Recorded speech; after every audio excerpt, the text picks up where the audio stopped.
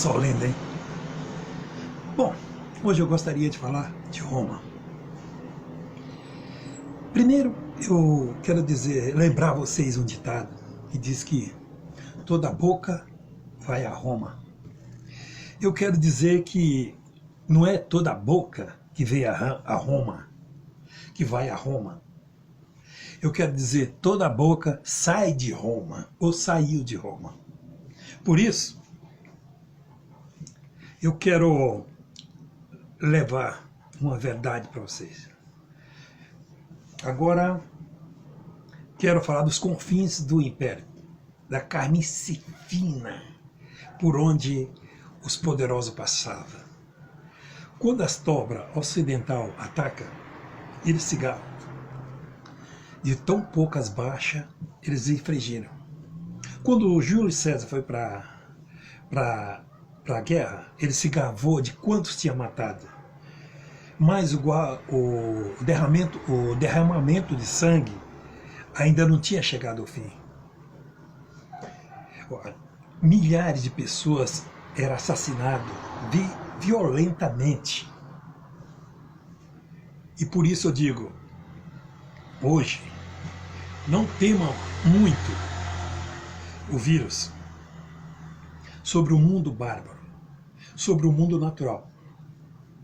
Na época do Império Romano, aproximadamente 1 em cada 5 pessoas viveu e morreu sob o domínio do imperador.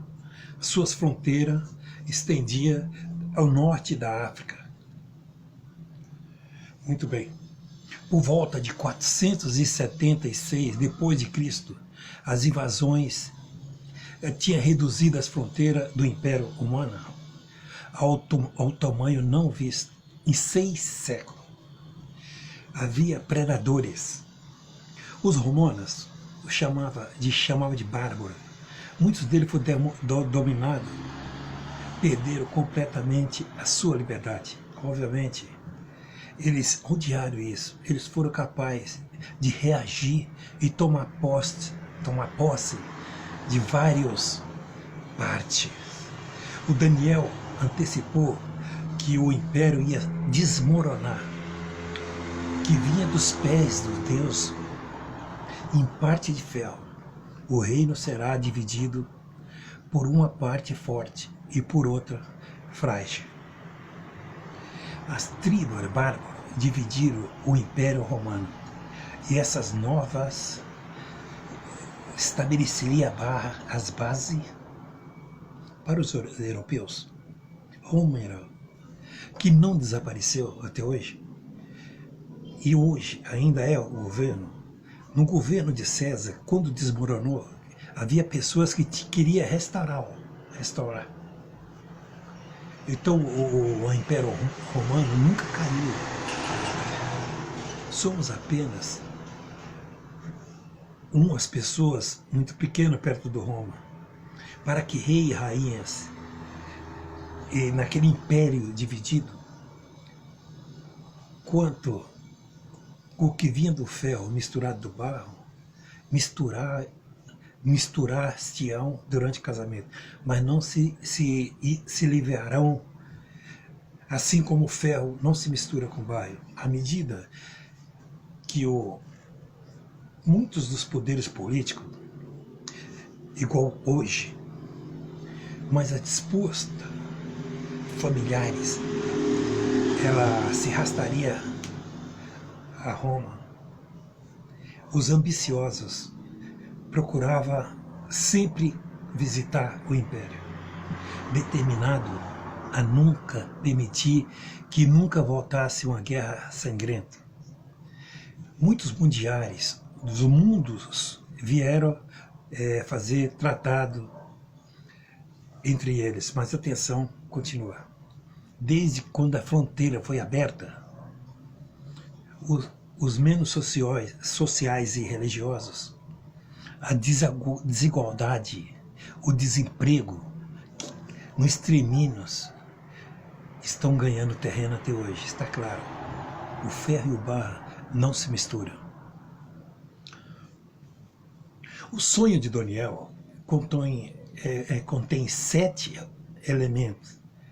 Grécia, Roma, desses 7 proféticos, já aconteceu 6. Agora basta a força da lógica, da possibilidade. Se 6 dos 7 elementos já ocorreram, é muito provável que o 7º também ocorrerá. Sem dúvida nenhuma. Daniel, que o ouro da Babilônia passaria em mão de outros. Que o império de Ciro chegaria ao fim.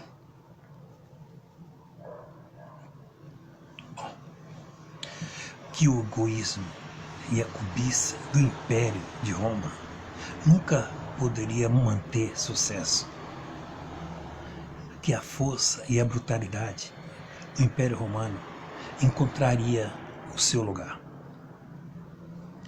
Que suas fronteiras fragmentaria, ia se dividir. E que o esforço para unir contra a palavra de Deus continuamente ia fracassar. O elemento profético final é uma pedra cortada sem auxílio de mão. Isso é uma intervenção que vinha nos pés de ferro. Significaria o fim de todo o reino terrestre, que Deus ia para vir o seu próprio reino eterno. O nosso ponto azul está indo para o final do tempo de Daniel. Ele antecipou que durante o tempo da Europa moderna, Deus se tornaria a terra para se estabelecer o seu reino na terra. Muito bem. A terra é um palco muito pequeno, numa imensa arena cósmica. Olha, aquele sangue derramado sobre todos os generais e imperador, para que, na glória deste poderia ser o Senhor, momentâneos, de uma fração. A profecia de Daniel ame a esperança da humanidade. Revela um Deus que se tornou parte do nosso mundo. As últimas palavras de Daniel para o rei foi que o sonho era certo, a sua interpretação fiel. Nossas vidas são muito caracterizadas por coisas não é certa nem confiável. Enfrentamos o futuro com ansiedade e confusão. Mas toda essa narrativa sugere fortemente que a história humana, a nossa história pessoal, estão indo numa direção. Existe um propósito, uma esperança, e até mesmo neste mundo. O homem se pergunta se há um Deus lá em cima.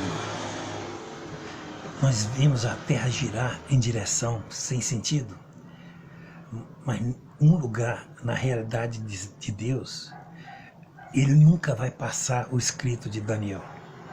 A sua extraordinária revelação do Império Mundial, ele fala da onde Deus, na história do nosso mundo e do próximo reino, que irá se estabelecer. Por isso,